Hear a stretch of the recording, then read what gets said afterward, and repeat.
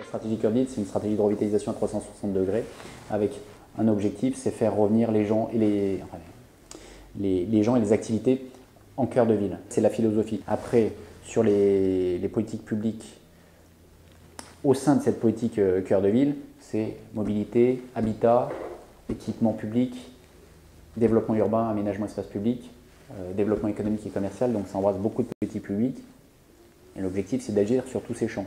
C'est un dispositif, c'est une politique publique d'État déclinée au niveau local, dont le maire et ses équipes assurent l'animation et la coordination, en lien avec le directeur de projet que je suis. Les objectifs de Chambéry en termes d'attractivité de son centre-ville ont été fixés par de nombreuses études, dont une étude de la Chambre de commerce et d'industrie de 2018 qui a mis en évidence que les parcours marchands n'étaient pas assez identifiés, notamment en centre ancien. Donc on a des rues qui peuvent être parfois désertées en termes de commerce, qui sont la rue Croix d'Or, la rue d'Italie et le faubourg Montmélian. Donc ça a été important pour nous de trouver une solution pour que ces rues marchandes piétonnes puissent être plus fréquentées afin que les commerçants bénéficient d'un flux plus important.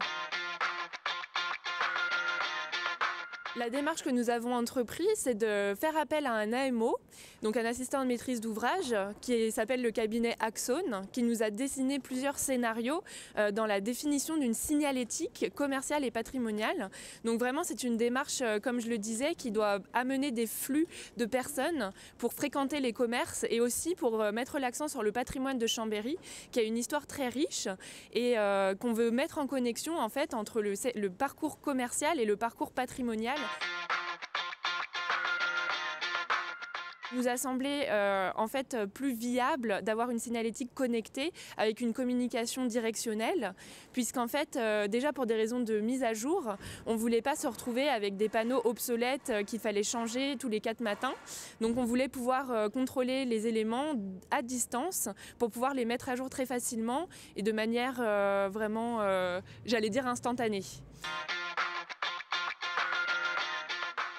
Nous avons parcouru les rues de Chambéry avec les habitants et les commerçants.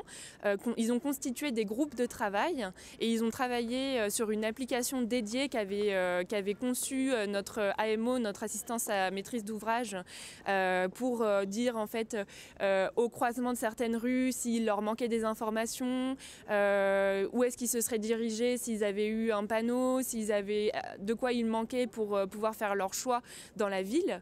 Et les éléments de patrimoine, est-ce qu'ils étaient suffisamment identifiés ou est-ce qu'à leur sens, il aurait fallu les mettre en valeur?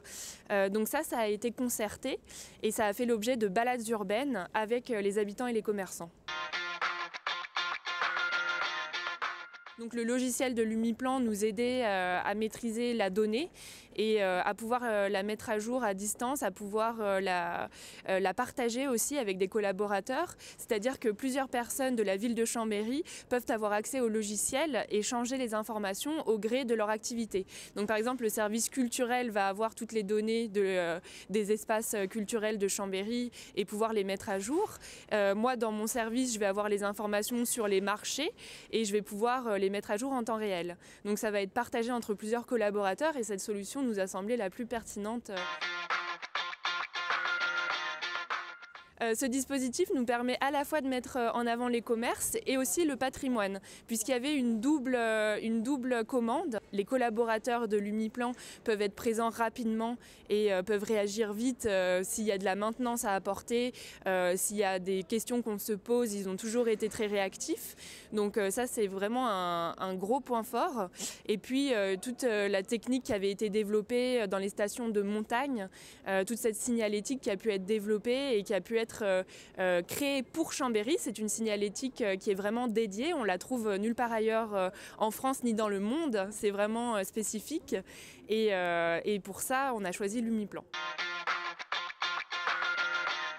Si je devais décrire le projet en 3 mots, ce serait innovation, esthétisme et intelligence.